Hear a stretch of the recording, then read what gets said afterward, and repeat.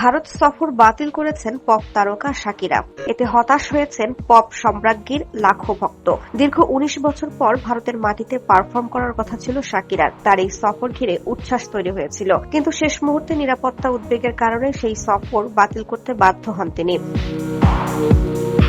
আগামী 10 ও 15 এপ্রিল দুটি শো করার কথা ছিল শাকিরার। পরে ভক্তদের চাহিদার কথা বিবেচনা করে 11 এপ্রিল মুম্বাইয়ের মহালক্ষ্মী রেসকোর্সে আরও একটি শো যুক্ত করা হয়। এছাড়া দিল্লিতেও একটি কনসার্ট করার পরিকল্পনা ছিল। এই কনসার্টগুলোর টিকিটের দাম শুরু হয়েছিল 6,000 টাকা থেকে, যা সর্বোচ্চ ভিআইপি শ্রেণীতে গিয়ে লাখ টাকার ঘর ছুঁয়েছিল। প্রিয় শিল্পীকে সরাসরি দেখার আশায় এরই মধ্যে হাজারো ভক্ত টিকিট সংগ্রহ করেছিলেন।